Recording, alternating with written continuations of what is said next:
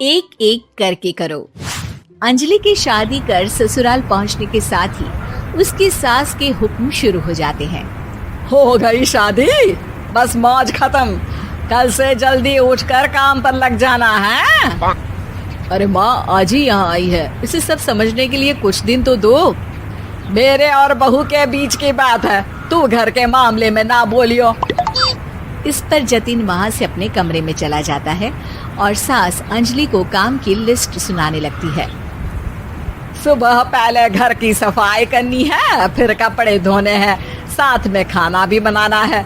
एक की वजह से दूसरा काम रुकना नहीं चाहिए है। जी मम्मी जी ठीक है। ये कहकर अंजलि अपने कमरे में चली जाती है।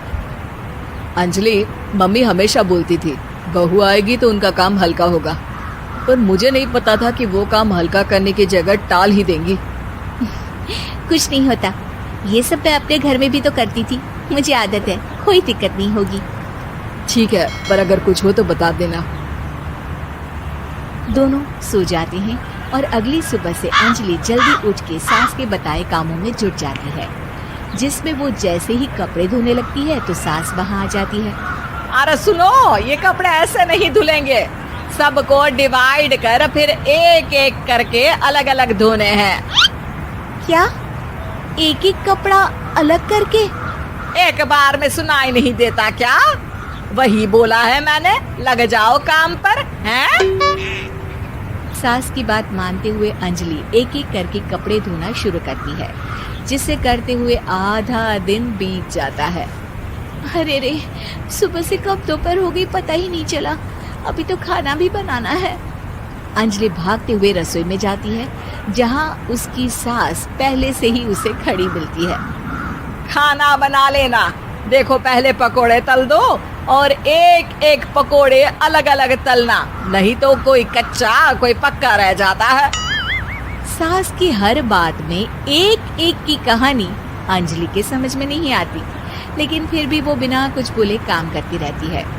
अगली सुबह फिर वही शुरू होता है और सास एक बार फिर खाने के समय रसोई में आती है। आज क्या बन रहा है हैं? वो जतिन ने भिंडी की सब्जी, रोटी और धनिया की चटनी बोली है, इसलिए वही बना रही हूँ। अरे वाह जी वाह, बढ़िया है। पर भिंडी एक एक करके धोना, फिर टोवेल से पोंछकर एक एक करके ही काटना, साथ ही धनिया की पत्ती भी एक एक करके ही धोना। अरे पर मम्मी जी। अरे क्या पर, सफाई का ध्यान रखना आता भी है या नहीं है? मैं ये सब सबकी हेल्थ के लिए ही तो कर रही हूँ ना, और तुम अरा परा करती रहती हो हैं? सास की बातें सुन अंजलि हैरान रह जाती है। मैं तो सिर्फ सोचती थी कि जानबूझकर मेरा काम बढ़ाने के लिए ये सब करती हैं, पर ये तो काम बढ़ाने के साथ परेशान भी करना चाहती हैं। मैंने इनकी कौन सी बहस खोल दी जो इतनी दुश्मनी निकाल रही हैं? अब क्या करूं? अब अंजलि सास की बातों और हरकतों के बीच फंस जाती है। काम के लिए मना भी नहीं कर सकती, नहीं तो जाने कौन सा ड्रामा खड़ा कर दे। पर अंजलि, तुझे कुछ तो करना पड़ेगा। इतनी देर में जतिन भी वहां आ जाता है। अरे कौन ड्रामा खड़ा कर रहा है और क्या करना पड़ेगा? जतिन की बात सुन अंजलि सोच में पड़ जाती है। इन्हें सच बताऊं या नहीं? पर अगर ये गुस्सा हो गए तो? वैसे भी अपनी माँ से बहुत प्यार करते हैं, फिर उनके खिलाफ कुछ सुन कैसे लेंगे? अंजलि ये सब सोच ही रही होती है कि जतिन फिर बोलता है। अरे क्या हुआ, कहाँ खो गई? अरे नहीं कुछ नहीं, वो मैं टीवी सीरियल के बारे में सोच रही थी। यहाँ और कौन ड्रामा करेगा? अरे तुम भी ना, चलो मैं चलता हूँ।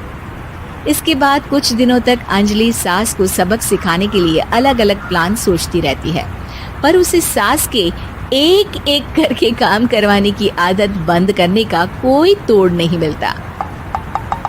अगर ऐसे ही चलता रहा तो कहीं मैं एक दिन अपने सिर के बालों को भी एक एक करके सुलझना ना शुरू कर दूं। पगली हो गई है क्या? अकेले में क्या बड़बड़ किए जा रही हो? वैसे आज खाने में क्या है? आलू की सब्जी। तो फिर आलू को अच्छे से काट कर उसके कटे हुए कपड़ों को एक एक करके ही धोना है। बिल्कुल, इसे कैसे भूल सकती हूँ। मेरे जी का जंजाल। अरे बातें कम काम ज्यादा है। अंजलि एक बार फिर सास के कहे अनुसार काम करने लग जाती है, जिसमें सब्जी बनाते हुए उसके दिमाग में एक आइडिया आता है और वो सास को आवाज लगाती है, मम्मी जी सुनिए जरा इधर तो आना। अंजलि की आवाज सुन सास रसोई में आती है। अरे क्या हुआ, क्यों गला फाड़ कर चिल्ला रही हो? कुछ नहीं, वो सुबह कपड़े धोने की जल्दी में नहाई नहीं थी और अब शाम की पूजा भी करनी है, तो आप जरा सब्जी देख लीजिए ना, तब तक मैं नहा कर आती हूँ। अंजलि सास को रसोई में छोड़कर नहाने चली जाती है। इसी तरह देखते देखते 4 घंटे बीत जाते हैं, लेकिन अंजलि बाथरूम से बाहर ही नहीं निकलती, जिसे देख सास उसे आवाज लगाती है। अरे बाथरूम में ही समाधि लगा ली क्या? यहाँ सब्जी बनकर ठंडी भी हो गई और अभी तक तेरा नहाना खत्म नहीं हुआ। मम्मी जी जैसे आप कहती हैं ना, मैं वैसे ही एक एक करके अपने बाल शैम्पू कर रही हूँ। तो अभी 3 घंटे और लगेंगे, तब तक काम और जतिन को खाना सर्व करना आप संभाल लेना।